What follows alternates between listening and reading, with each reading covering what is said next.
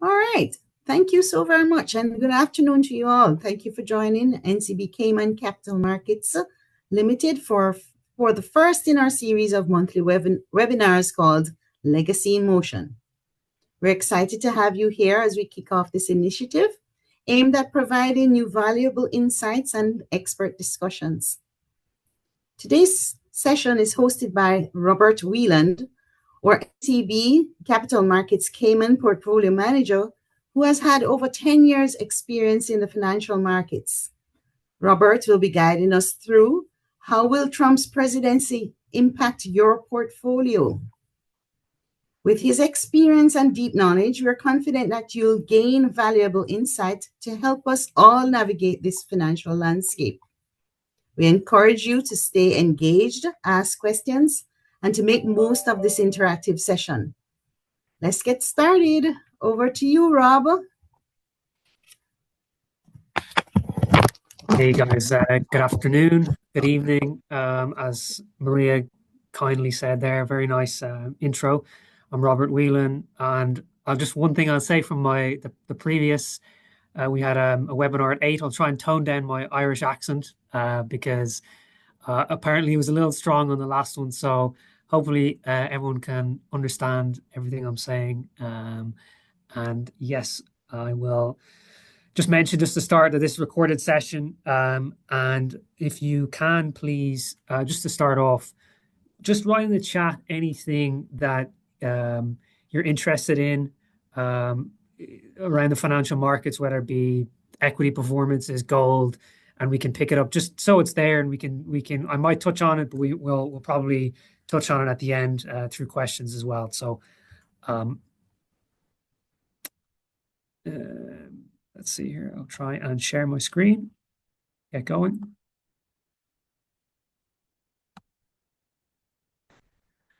Okay, right. Just before we start, I wanted to just, it's the start of the year. Have a look at your portfolios, how they've done in the last few years, and just try to assess, have you been beating, I suppose, the passive benchmarks that are in place. We look at the S&P 500, which is a collection of the top 500 stocks in the US, did 25% last year, did about over 20% the year before that. So is your portfolio beating that? Gold last year had an amazing year. It was up 36%. Bitcoin, as everyone knows now, it's becoming more and more part of daily lives. That was up 136% last year. So these are the type of asset classes that we're working with clients day in, day out. And we've got to say, if you're not beating those percentages, you got to maybe question whether you're in the right allocation. Maybe your portfolio is a little bit more conservative, but even a conservative portfolio at the moment, interest rates are high. Fixed income is paying, even corporate bonds, investment grade corporate bonds are paying 6% and above. So there's definitely opportunity across the asset spectrum. So just overall, because not a lot of people be aware of what we offer with NCB Cayman. We have it's just a plethora of options here to sort of create a very tailored portfolio specific to clients' needs. Money markets goes without saying, multi-currencies. We have, majority is US based, but we can also Euro, sterling, Swiss franc, Australian dollar. If you had an investment there, or you even want to take a position in one of those currencies, we can definitely hold them for you. As I said, international equities is our biggest, probably part of our business. Fixed income, likewise, also big, especially among the more conservative portfolios. Structured products, this is going to be, I think, a lot more useful over the next few years, because a lot of clients have sort of benefited from those high rates. But as rates start to come down, which we expect them to come down this year and the following, from probably their high of the last 15, 20 years, structured products are giving that yield to clients that, there's different ranges, but we can go between conservative, between 6-7% up to 15% per annum. And that's taking a moderate risk, but we still think that's a good risk reward ratio for clients. Private equity, we have our relationship with Michael Lee Chin, chairman of NCB Bank, and he has a private equity company by the name of Portland Holdings, and we have direct access from Cayman to some of his most successful private equity holdings, and they've been doing phenomenal the last few years, especially in the life sciences space. He also has more sort of diversified funds, but are also doing exceptionally well. So we're really happy to be bringing them on board here, and it adds another diversifier. You imagine private equity, it's not as correlated with your equity holdings. So it again, it's diversification, also adding to your risk return ratio. Precious metals, not just in the paper form, which you can hold with us through our account. We have a relationship with our brokers on Ireland who have their vault here, and it's great to be down in that vault. I was in it a couple of weeks ago to be able to hold a block of gold, but it's a very good way of probably diversifying and hedging against inflation, which has obviously been a concern for the last couple of years. And derivatives, again, it's probably for the more experienced clients among us. We use them mainly for downside protection. So if we have a big event coming up that we think needs to be hedged against, and just reducing risk for a specific period of time, we're taking out put options, but also we are looking on the upside for call options, and we do strategies around covered calls where we're basically enhancing the yield for portfolios that are perhaps maybe defensive but want to add to the yield to their exposure. And of course, crypto, right? Crypto is everyone's favorite at the moment. It's had a phenomenal year. And now with this Trump presidency, I think it's probably going to do even better because they're very pro setup, especially around the regulation, and they have a new crypto and AI sort of guru, I suppose you'd call him, who's going to be sort of leading the charge there. So very interesting space to watch. So big amount of numbers here. We always want to be careful of the different levels of experience in these calls, and just start at the beginning, I suppose, for someone who's not as familiar. Probably one of the best analogies I ever saw for the markets and the stock market, and trying to understand that relationship and why we talk so much about the economy, about the labor markets, inflation, interest rates, government policy, is because the economy essentially obviously drives the stock market. But how does that relationship look like? And the best one I've ever heard was a man walking through the park with his dog on a leash. And the dog is the stock market, and the man is the economy, and the dog can run ahead. It can get way ahead, and the valuations get really high. But eventually, the man is going this way. The dog will be pulled the way that the man is going. So you always have to be watching what the economy is doing and not getting too exposed, I suppose, to what the stock market is doing at any one time.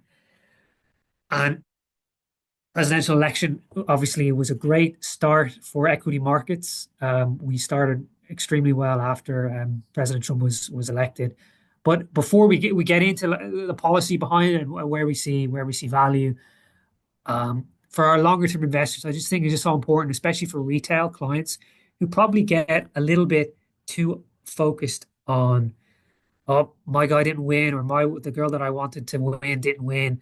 And we say that retail people have maybe conflating your political with your investment views, and saying that the markets over time go up, right? And it's really just important is what are the future earnings of the company that I'm investing in are doing. And I mean, I know that sounds simplistic, but that's the way we invest, and we'll probably be investing pretty similar, if not almost very similar to if Kamala Harris was in office at the moment.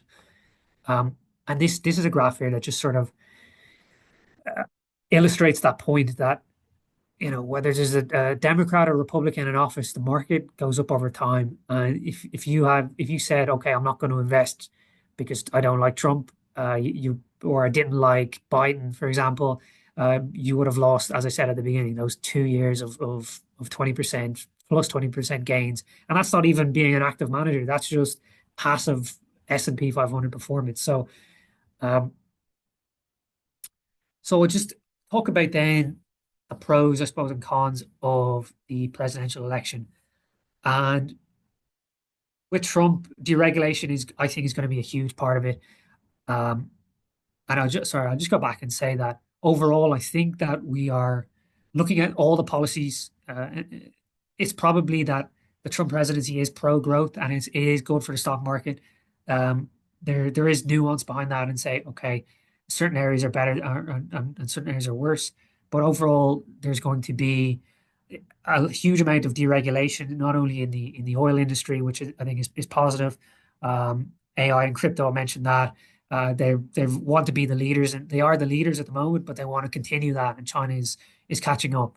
There has been a lot of growing frustration around the federal bureaucracy of the Biden administration. So there's hopes that will improve.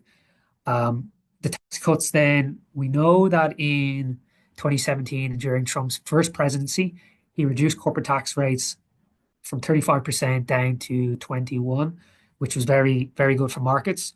And he's even planning now again to reduce the rate down to 15% and the point here is for only products that are manufactured in the US. So that's obviously a good reason for manufacturers in the US, and maybe for companies that are abroad to bring their businesses back to the US. And it's not only on the corporate side, which would be positive for equity markets.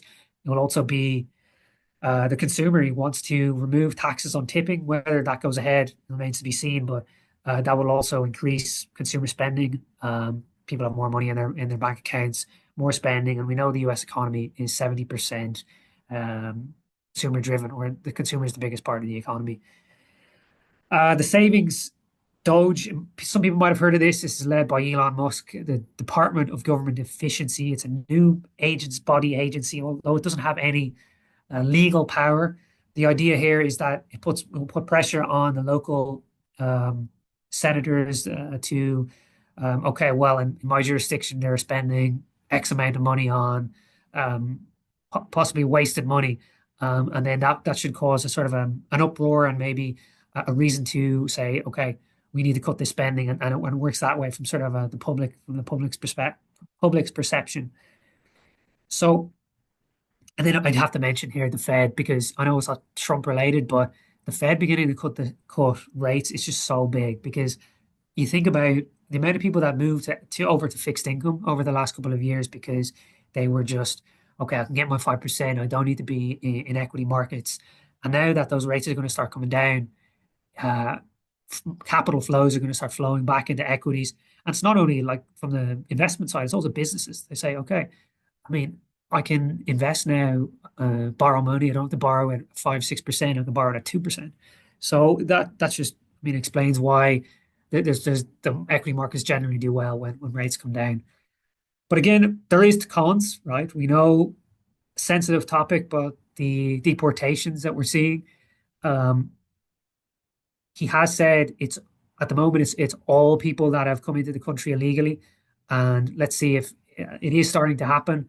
I've seen reports that it's only people with criminal activity. When I mean criminal, I mean they have, not coming into the country illegally as a crime, but they have committed some sort of crime, or they're on welfare and they're not actively looking for work. Those people are being removed. And that's a big problem, because if you think about the majority of these people that are in the country, they are working. And you think people, I know there's bad eggs, right? And there's people coming across that border that have, they're committing crimes, they're bringing over drugs. But a lot of those, you've seen the pictures, there's families coming over as well that just want a better life, and they want to, get jobs, earn money, have a better standard of living. And if they came out of the workforce in an extreme case, let's put it on an extreme case, that could be pretty bad, because I think it was like 10 million. 10 million was a number of people coming over in the last few years. If that came out of the workforce, imagine employers, if they don't have workers, they have to raise their wages. They have to raise their wages because they can't find the workers.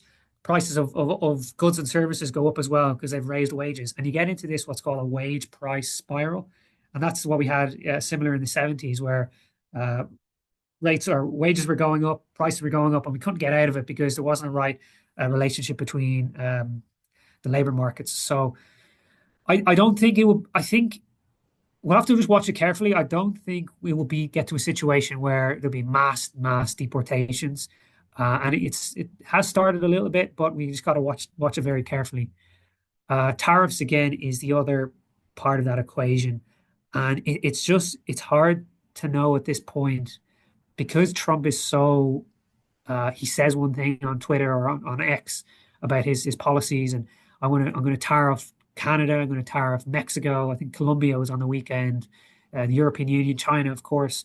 And I've looked back at research. There's so many different ways tariffs can impact the economy. I look back even to the 30s. Tariffs, it didn't cause any inflation, but it caused an economic recession. So it actually compounded the recession of 1929, which is the Great Depression. It caused Mesa to be worse because they were trying to protect their industries um, from the fallout of 1929. And then there's other situations where yeah, just gonna add some water.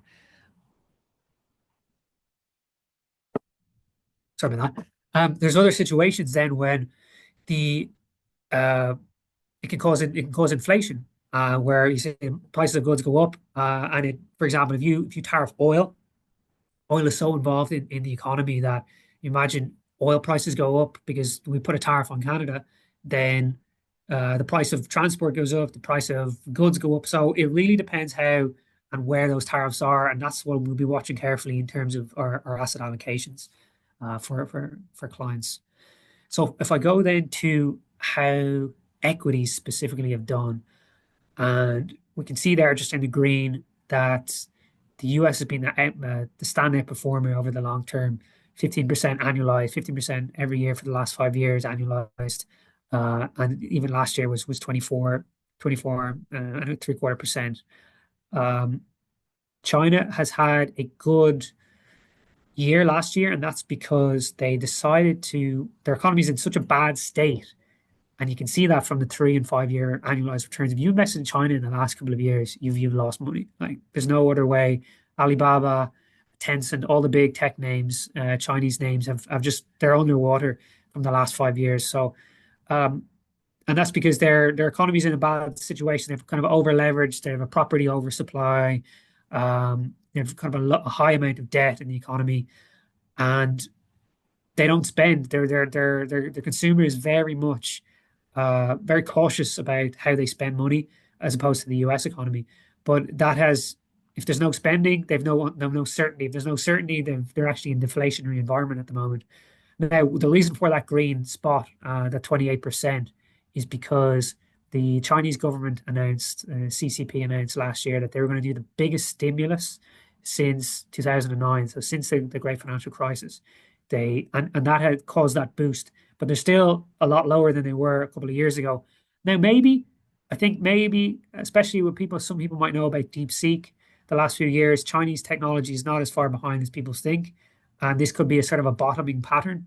And for our sort of higher risk clients, nibbling here and saying, okay, if we want to take a little bit more um, exposure in Chinese names, especially because US names are quite expensive at the moment, we're getting a little bit of interest. And I think there is a case to be made for exposure there for the right clients. So those would be the majority of our markets in terms of investment, but majority would be US. So overall, though, it's very positive. I mean, the last 2 years have been really good for markets, and it's sort of this resilience that we hadn't really. A lot of people didn't expect, especially because we were raising rates, and we know that raising rates causes the economy to slow. But there's been a very much a resilience. We saw that in GDP numbers were strong. We've had low unemployment. There's been hardly any unemployment. Consumer spending remains strong. And that then ties into corporate earnings, right? So when corporate earnings are good, the economy is doing well. That's reflected then in share prices. And I mentioned again, the interest rate environment has been we know that's going to be positive going forward with lower rates. The technological innovation in AI, that is a one big secular trend that I've mentioned quite a few times. If anyone has seen me before, I think we're still early in that trade, even though, as I said, that China is a little bit behind, is actually probably closer behind than we think. It's still, the US is still in pole position. And a market breadth, this is important because I've heard a lot of clients or retail people saying, "Oh, it's actually only the big tech names that are going up. It's only the Apples, the Amazons. Those are the names that are doing well, where the rest of the market isn't really going anywhere." Well, it's not actually that true. As I said, the S&P 500 is up 25% last year, so it has to be going up. And this, so there's not just tech is going up. It's financials. It's financials. It's industrials. Consumer discretionary. Probably the only place that hasn't done well the last 2 years is defensive names. So if you've been in consumer staples, the likes of CBX, Starbucks, we probably say Starbucks, healthcare names kind of had the runoff from 2020 when they did really well during COVID. So those are the names. Defensively, parts of the market haven't really done well. And now, I think obviously always to have a balanced portfolio, but that's really a sign that people see value in more growthier parts of the market, and I don't see that stopping anytime soon. Policy and regulatory tailwinds. That's what I was saying about Doge and Elon Musk. That is probably, they're looking to cut the size of the government budget and the size of the government debts, and we know how big they are already. They're in trillions of debt, but they are the reserve currency, and they print debt in their own currency, so they can always print their way out of it. But it's not a great look to have this level of debt in the economy. And then global economic influence. We know the relation, and we've heard that relationship before about when the US sneezes and then the rest of the world catches a cold. It works in the inverse as well. When the US economy is doing well, it kind of buoys the performance of the rest of the world. And then cash on the sidelines is a point that I think is important because, as I said, a lot of customers, a lot of clients, retail investors went over to the fixed income side. They come in, cashed out during COVID. They got scared, and they never really found that point to get back into the markets. And when rates were high, like, I don't need to get back in. But now their rates are going to start coming down, and they say, "Hey, I can only earn 2% of my money for the year." They'll say, "Hey, I need to get into equity markets here and actually earn a decent return." So I think that's another tailwind. And I'll just break out. There's just 2 points here I'll make on the positivity around the markets, and I'd say one would be the AI adoption. I just think this is such a big trend because what we're looking at here is the spending, CapEx spending, capital expenditure spending of Microsoft, Google, Amazon, it's AWS, that's Amazon Web Services, Meta, that's the sign for Meta. So all of them are increasing their spending 2024 and 2025. And you just think about a company, right? Simply, you're not going to spend money in an area if you don't think, you're not going to buy an extra building.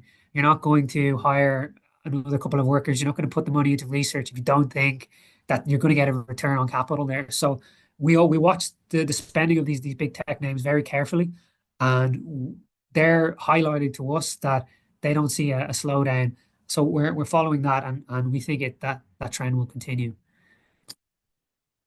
Another point to make is we don't think this is a bubble. And you always use the dot-com analogy, as some people might remember it, some not, in 2000 when we had this blow up of tech internet names, and people try and draw comparisons to today and say, "Oh, this is the dot-com bubble today." And I would say it's not.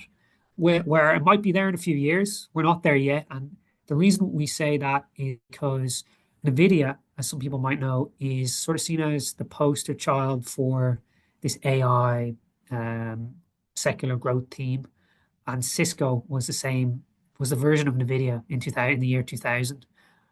And you can see this brown line is what's EPS. EPS stands for earnings per share. So how much money are they making? And you can see that it's just kept track with the share price. So the share price has gone up a lot. I think it's up, I think it's over 1,000% in the last couple of years. But earnings, it's only just tracking how well it's on its earnings. Whereas we look at Cisco in the year 2000, it was just so much unprofitability in these names, like the big names that are doing well, like the Amazons, the Meta, Google, Nvidia, Apple, Tesla, even you could probably put Tesla in there. They're all quite profitable. I won't say as much Tesla, but the other names are very extremely profitable, extremely cash flow generative. And that gives us sort of confidence that we're not there in terms of things are getting out of hand in terms of a valuation perspective. But as I said, as I just mentioned, valuation, we got to be careful as well because there is parts of the market that are expensive. And this is where we come in. And this is where we try, NCB, try and look at your portfolio and say, hang on, I think you're a bit overexposed here to a certain part of this market, especially there's names around quantum computing. There is parts of the AI trade that have gone too far.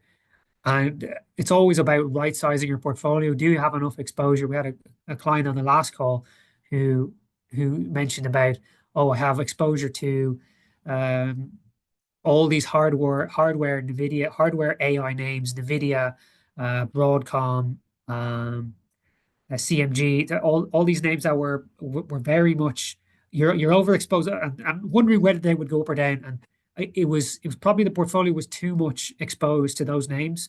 And even though there is growth in a lot of these sectors, we got to be careful as well. And that's obviously where we can help you with that process. Inflation has come up a little bit, and it's causing a little bit of concern for markets. That we thought we'd get a Santa Claus rally in December, which didn't really materialize.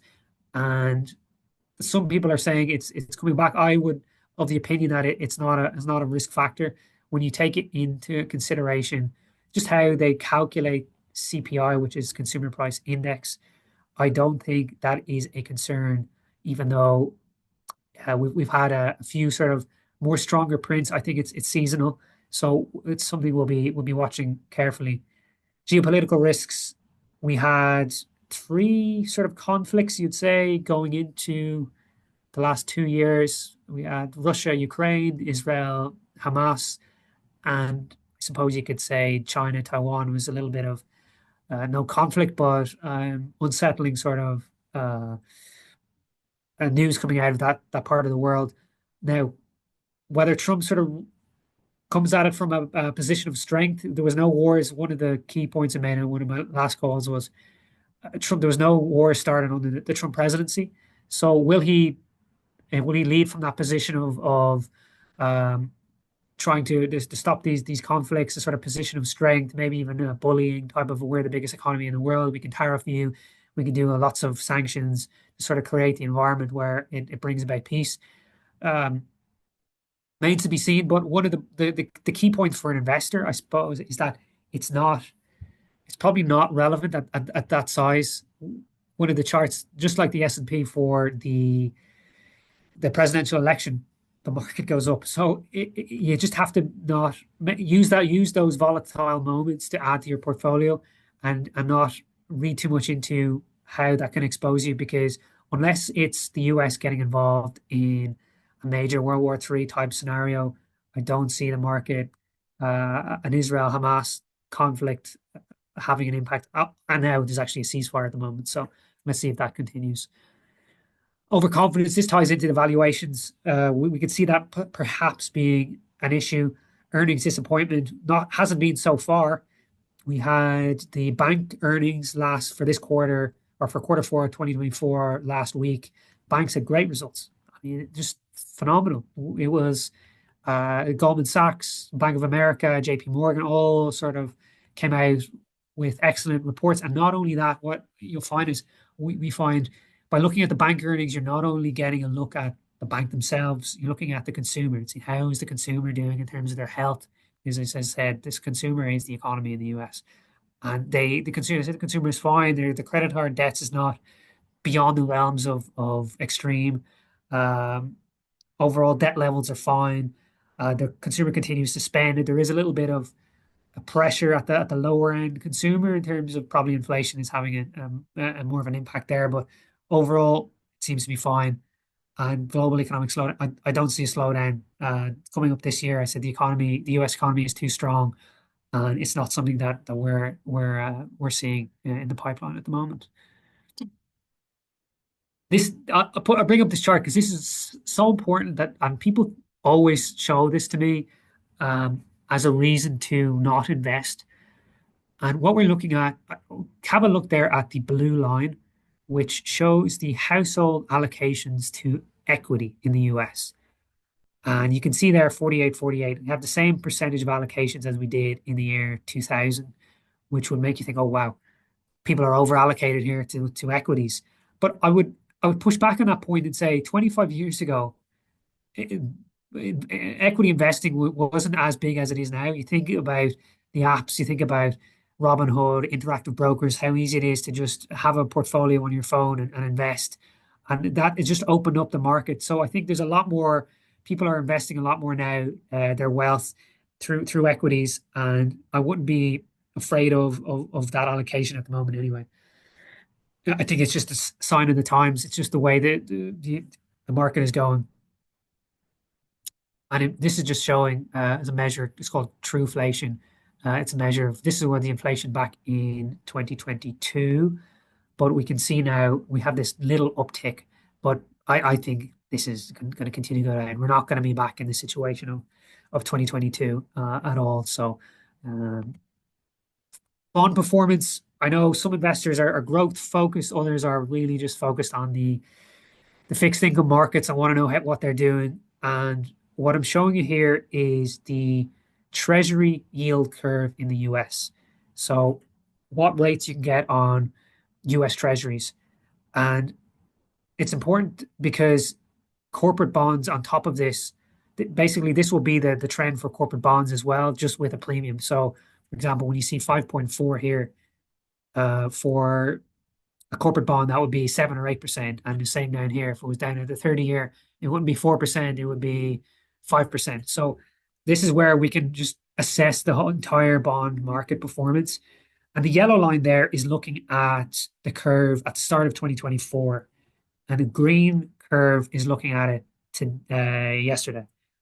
And you can see at the short end, the rates have come down. That's because the Fed have cut rates. And that's why we've come down. So we see that rate, and I think that's going to continue to go down. And I look at the next chart is looking at it from the perspective of today or yesterday, which is the green, to the yellow, which was back in 2019. So you see the rates have come all the way down. And I think this green curve is going to be back down at the yellow curve in about a year and a half. And the reason I think that is because, well, obviously the economy is strong, but I think rates are always, I think rates have been going down since the 1980s. And I don't think we're in this new era where rates are going to start getting higher. There's a thought that debt, demographics, and disruption being technology, are all factors that will cause deflation. And if we have deflation, that will cause this curve, if you will, to come right down lower. And from an investor point of view, that means you're going to lose out on getting those high rates. And we got to say, if you're looking to lock in rates now and you're kind of nearing retirement, and you say, okay, well, I want to get, above 5, 6, 7% and lock that in, now is the time to probably do it, because rates are probably at their highest they've been in 15, 20 years. So if a portion of your portfolio say, okay, well, on my conservative side, I just earn a good 6, 7%, we can get that for you 100%. And by being in investment grade bonds, we're not looking at high yields, speculative parts of the market. This is corporate America, highly liquid. You can sell the bond tomorrow if you wanted to. And the added benefit here as well is if you are investing in bonds now, because interest rates are high, bond prices are low, and there's an inverse relationship. So when interest rates go down, that pushes up the price of the bond. So not only will you get the benefit of locking in the rates now, but you'll also get that capital appreciation rate, capital capital appreciation return when bonds, when rates come down and bond prices go up. So that's just one to watch. So gold as well has just had a phenomenal 24, and I'm saying every asset class has done well. That's why I said look back at your portfolio and say, have I got some of these returns? And if you haven't, you got to be maybe questioning why I haven't got them.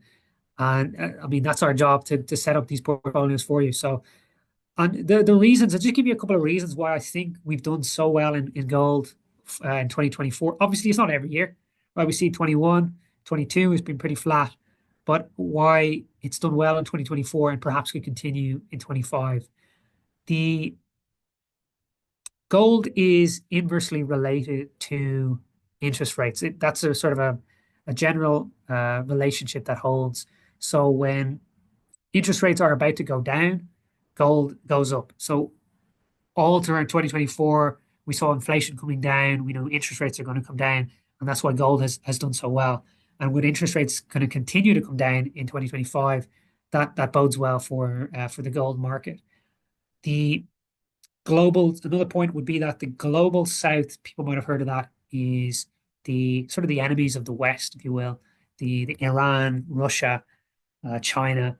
They have actually been buying up a lot of gold off market, and the reason why they're doing that, I think, from my research, is you can see how much Russia got sanctioned during the war with Ukraine. And up until now, a lot of people have held, if you're from a sort of an emerging economy, you hold your assets, you hold your wealth maybe in US dollar because it holds its value. It's a strong currency, it's liquid. But if the likes of the US are going to start sanctioning the global south, then they don't have access to those assets, and those assets are US dollar usually invested into treasuries. So if they don't have access to that, they're saying, well, I'm going to sell it out of the dollar and I'm going to put it into gold. And that's been a huge tailwind for this year. There's obviously as well, there is fears about the size of the government deficit and inflation. Whether that will be so much of a tailwind this year, I don't know, but it has been a tailwind in 24. The government deficit is still very large. And it's also a sort of, I suppose, a hedge against the geopolitical uncertainty. As I said, we had three sort of proxy wars going on over the last couple of years. Gold then, just finally, is that gold is sort of seen as a preservation asset as opposed to so we say gold for preservation rather than wealth accumulation. That's sort of the phrase that I would use for it. You're not going to, even though it had a great 2024, whether it can continue that run of 36% remains to be seen. But what it is, well, not an accumulating asset, it is definitely a preserving asset, and it does hold its value over time. And I have one little chart here just to show you that in motion, really. That, as I said, I was down in the vault. I had a piece of gold in my hand. It's exceptionally heavy if you've ever held a block of gold, a bar of gold, I should say. 10 of these bars would have bought you the average size home in 1929. But today, 10 of these would buy you an average size home in 2024. So the fact that gold has held its value, if you had your asset, if you didn't, the price of a house has gone from probably a couple of $1,000s in 2029 or in 1929 to probably a 500,000-600,000 to the average size house now in Cayman anyway. So it does hold its value, and it does hold a place in a portfolio, especially if you're a little bit more conservative and you want to hedge. So really, really good asset to hold. Bitcoin, I have to mention it. It's had a fantastic year, and while very volatile, as we know, just look at this performance metric here, 22,000% since 2016. It is the best performing asset class. You can buy equities all day long. It has just done out of nowhere, amazing returns. And look, it has had huge drawdowns from over 60,000 down to below 20,000. So again, the important thing is that from a portfolio manager point of view is the sizing of it.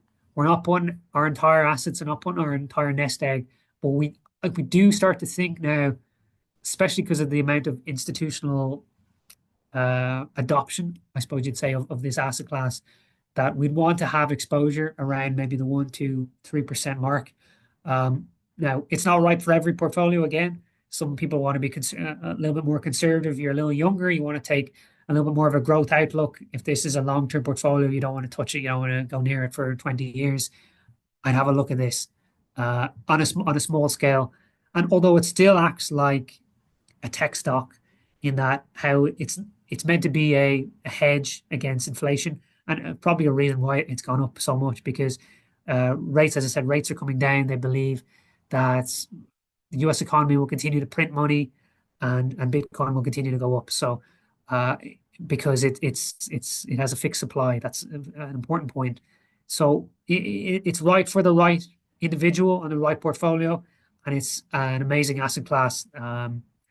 And yes, something to watch very closely as well. So sort of key takeaways would be then the amount of choices we have with NCB Cayman. We're not like, I would say, a lot of we can speak for the providers, the wealth managers in Cayman, where they're very focused on products to invest in. So they come to you as an investor and say, "Hey, Joe, I have this new growth fund for you to invest in, and look at the returns it's done, and the returns for the past, and the returns they've been, and to invest in other asset classes, you got to go somewhere else. So you want to buy gold, you got to go somewhere else. You got to buy Bitcoin, you got to buy it on an exchange. So that's something that we've always found in terms of crafting a really tailored portfolio for clients, is that you can do that all here. We can set up a portfolio exactly like, okay, Rob, I want to buy a house in 2 years. So give me something conservative for my deposit, have that running there. I have my growth portfolio here that I want to just nice, consistent returns, 10 to 15% per annum. Get me that return. And then we have a small position of speculative assets that we think, hey, this could really go high, and have that nice balance between the asset classes. I would just say, major point. I mean, don't interrupt that compounding process. It's just so important that we don't get scared out of the market. Now, there is times to sort of pull back exposure, and this is again where we can help in right sizing asset classes for you. But the power of compounding, I think it was an Einstein who said compounding is the eighth wonder of the world. So it's so especially over time, right? How much we can actually generate in terms of returns. So Trump impacts then. It's going to err on the side of being positive. Well, I know we have the wild cards around growth or deportations and tariffs, but overall, the economy is strong. Labor markets are good. Interest rates are coming down. Corporate earnings are good. The AI cycle, the US is still leading, and I think Trump as a president is probably the most stock market friendly president there's ever been. And we know this from his prior 2016 and 2020 run. He was always on, if you see on the news, talking about, well, I've been doing well. And you can see that on the stock market. You can see the Dow is up, the S&P 500 is up. So he's using that as his benchmark for performance. And I don't think he's going to want to see the market really collapse on his watch, especially just being a businessman. And I don't think, even if the tariffs or the deportations get too much, I think he'll scale it back and he'll say, that's as much as we want to push here. So yeah, we're very positive again on the US markets overall. And yeah, as I said, the asset class has been a great 2024, and we see a lot of those similar signs continuing for 2025. So yeah, I'll just say there, yeah, any questions, if you have any, I'll have a look through the chats here now, see if we can see anything. And let's see what we have. And thank you very much, guys, for listening. Let's see.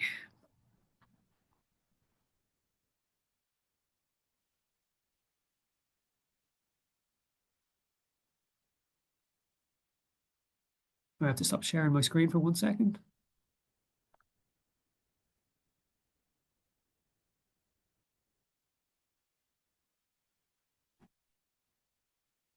Uh,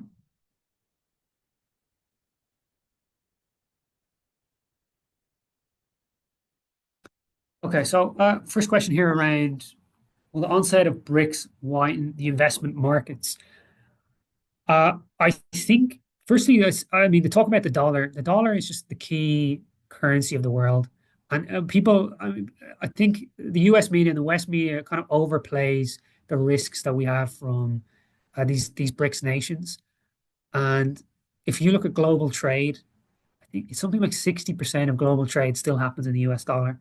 So unless that can be, I don't see that happening as them taking over the market in it, or a currency. I think the yuan, the Chinese yuan, probably the second biggest economy in the world. It has capital controls in place. So no one is going to want to trade in an economy or in a currency that has capital controls, where the government can come in and say we're changing the rate.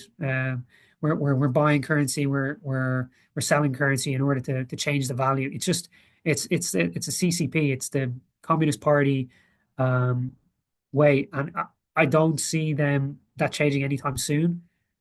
The I did mention around China being probably in a bottoming process here, and one of the questions we had earlier was actually around DeepSeek. I'm sure some of it might have heard of that. It's sort of this new AI chatbot. Some people might have heard of ChatGPT, which is sort of the AI where you can chat in, you can answer questions, etc. But over the last week, we saw this DeepSeek, which is this Chinese version of that.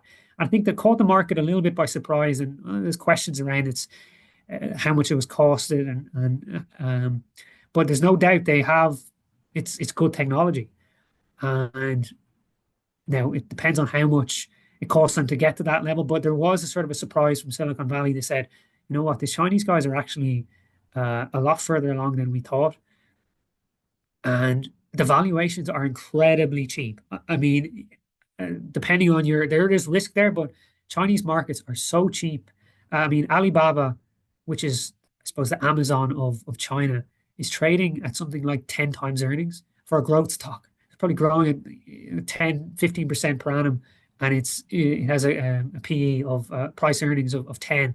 So it's whereas Amazon will probably have a PE in the 30s. So it's probably at 3 times as expensive.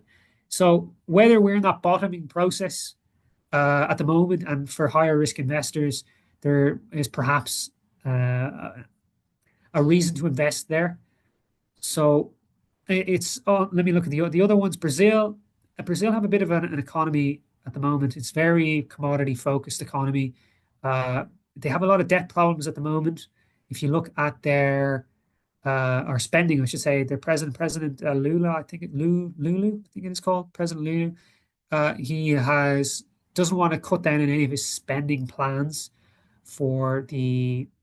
Uh, I mean, it's a left-leaning government, but he wants to spend, and it's actually tanking their currency, the Brazilian real. It's at this lowest level ever, and their stock market is not doing well either.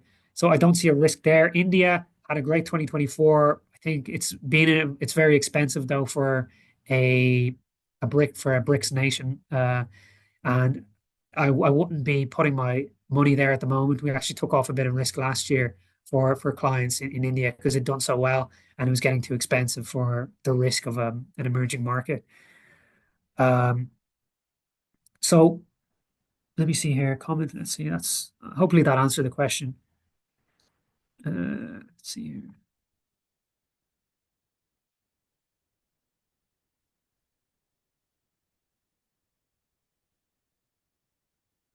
Yeah, okay. I mean, energy stocks. I see a question there.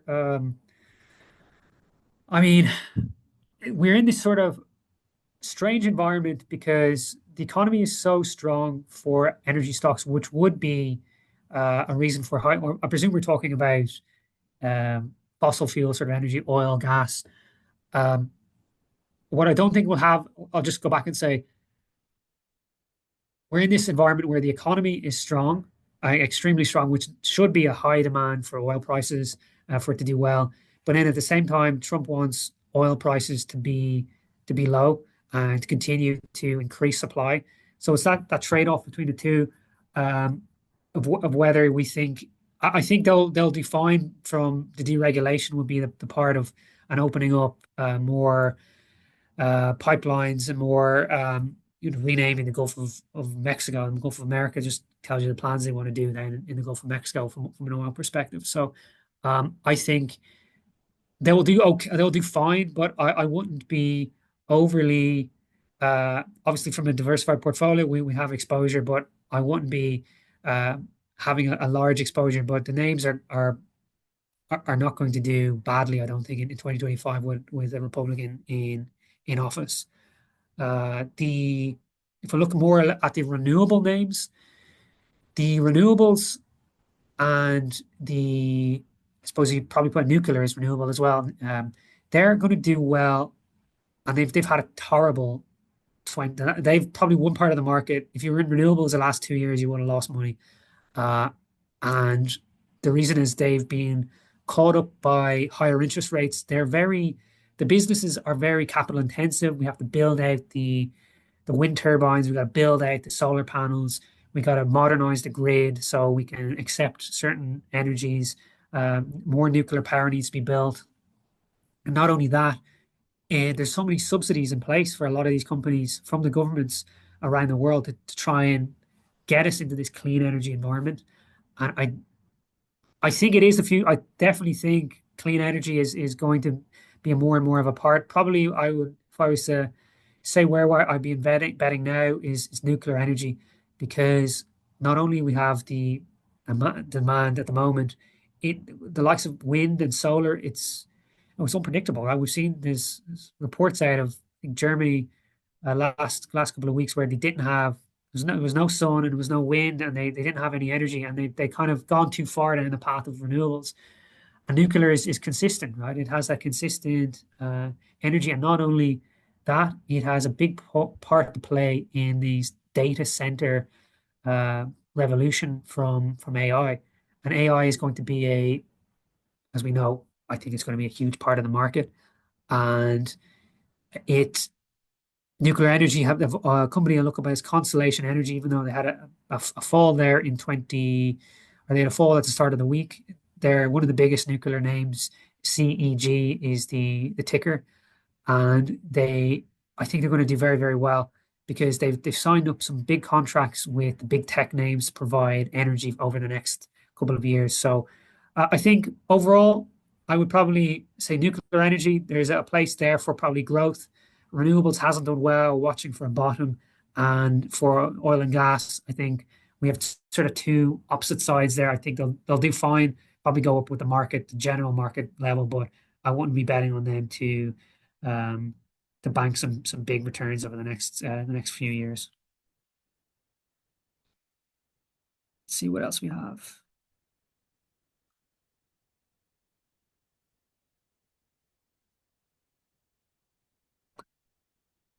Okay, what do we have? Do you think the rapid rise of AI will have a significant impact on other market sectors? Yes, it would be my resounding answer on that. This AI trade will not. I actually wrote this down earlier of why I think AI is not just it's not just a software thing. It's not just a tech name. It will be part of every part of the economy. And if you're not investing in how these things are growing, I think it's just a huge part. And the way I would say, if anyone hasn't used ChatGPT, please go and use it. I use it daily. If I want to read 20 articles a day, I asked ChatGPT to summarize it, tell me the main points. It's just a huge time saver. And then if I want to go and say, oh, that article looks interesting, I'll look at it some more. But it's not only around ChatGPT. I wrote down a few reasons there. Where did I put them? Let's see. So one of the biggest one is what it can do is it can look at lots of data. So because we think ChatGPT, what it does, it looks at the internet. It has been trained on a large data set of data, and it spits out the answer super fast. And that can be used in so many different parts of the economy. And one of the ones we look at is in the legal, now not to invest, but it's just a use case in the legal space. It's been used sort of instead of a junior clerk on on law cases where it can just find answers, it can read through the statutes, it can spit you back the answer in a second. And that's just going to just imagine the efficiencies there you're saving. Another one is in content creation. It's not just ChatGPT. It can actually generate video, it can generate images. And what I saw actually last year was Coca-Cola. They do you might, I'm not sure they have that in Jamaica or elsewhere. They had it in Ireland anyway. There's an ad they do every year where there's Coca-Cola and for Santa, and it has the red trucks and the Coca-Cola. That I was reading last year, that ad was completely generated by AI. So there was no marketing people, there was no sort of digital design. They said, okay, they just typed in prompts and said, please create me this, and it just generated that video. So imagine the savings there again of what you can do with it. There's autonomous vehicles. Obviously, I mean, Tesla is leading the charge there, but Waymo from Google, that is all part of AI. Basically, the summer of AI is it's just a high compute. That's if you want to say, hey, I don't understand what you mean by AI. It just means extremely powerful computers, and that's what's been used for autonomous vehicles. So that's probably the future as well. We won't be driving; we'll just be using um, AVs or autonomous vehicles. What else did I say? I'll give you one other example because I think it's good. The so predictive maintenance. So if you have a manufacturing and supply chain, um, let's say you have a big building, or you have let's say you're a manufacturer, or you're making up a big wind turbine, for example, and you want to know, okay, what's the data on that to tell me if it's producing enough electricity, is it doing well? AI will take all these different exposures, or will take all these different data points and use it to find out whether this particular wind turbine needs maintenance. So, look at have a few here like vibration levels, temperature fluctuations, sound anomalies, pressure levels, and just collating all that information and giving a report to the engineer and say, hey, wind turbine number 6 looks a little damaged. We need to look at that. So there's just endless education is another one I just think of. And this sort of ties in with the high compute and the sort of the metaverse, where in schools, not even using the likes of a book, or let's say you wanted to learn about ancient Rome or something, and you're just putting on a headset and then you're walking around in ancient Rome, and your teacher is there and he's saying, hey, what do you think about what the Romans you were doing here? And just that immersive technology, because we're getting that higher compute power, uh, it just can touch every part of the economy. And it's why I think it's such a powerful growth driver for the next couple of years. Let me see here. Moderate.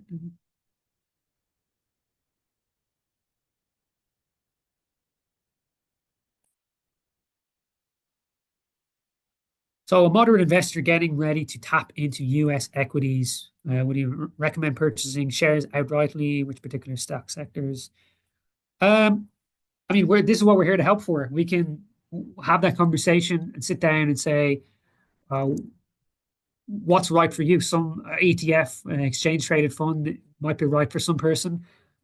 Single stock exposure, depending on if, for example, if you're a high net worth individual, you have millions of dollars, you have property, you have bond portfolio, and you say, okay, I want to increase my exposure and have a little bit of exposure to this AI theme, then maybe single stock exposure would be right. But in terms of different sectors, I like the AI trend. I like nuclear energy. I like cybersecurity. I like financial fintech. I like renewables, but not yet. Watch out, renewables for the future. That's a long-term trend. Bitcoin probably has a little bit of a future as well, but that doesn't to say that you should go out and buy those stocks tomorrow. Uh, it really depends to have a chat, have a conversation, and sort of guide you in the right direction. Hopefully that helps. Um,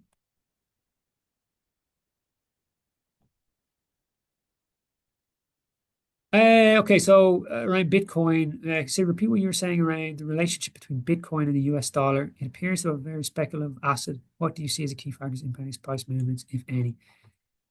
Um, so one of the key ones has been the and why it's done so well is because Trump got elected because he's been so pro crypto. Um, and with this just the start of his presidency, we expect that to be a continuing theme that the Bitcoin will do well.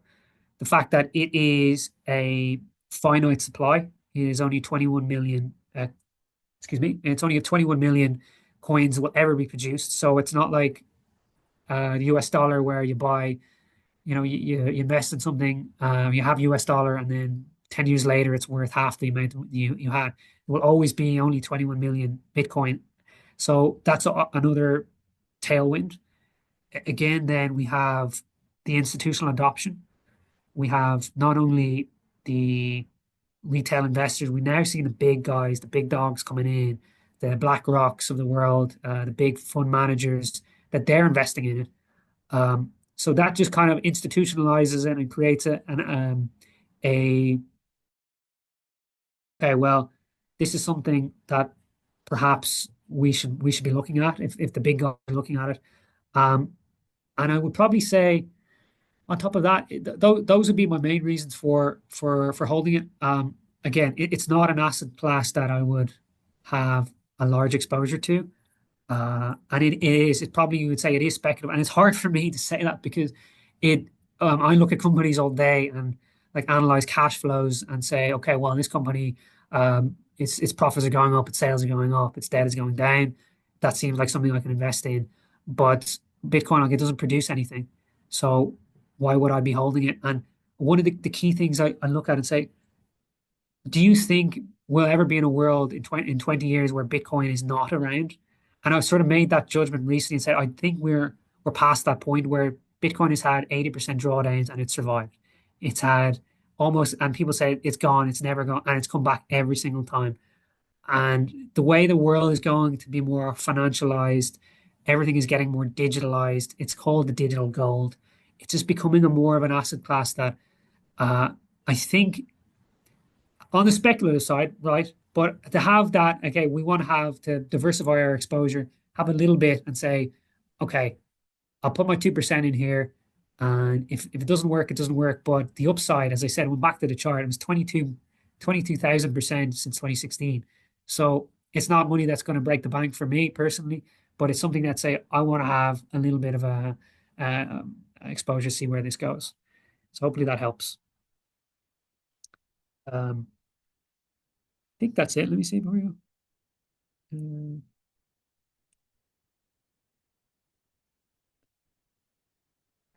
Yeah, I think emerging markets, the final question there is I think China is on the cusp here, as I said. It's been going down for the last couple of years. We know next year they're going to be starting their um big or apologies, this year, their big stimulus measures. And the Chinese economy is so much just what the government does. Because unlike the US market where uh how companies are doing. A lot of it in China is if the government's it's essentially planned economy.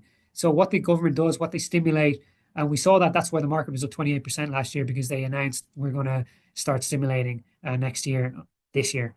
So I think China, for again, probably put it in the same category as maybe Bitcoin, and the majority of our holdings would be equity focused, but it's something that we are looking at as a sort of a bottoming pattern and maybe getting exposure outside that expensive US market tech space.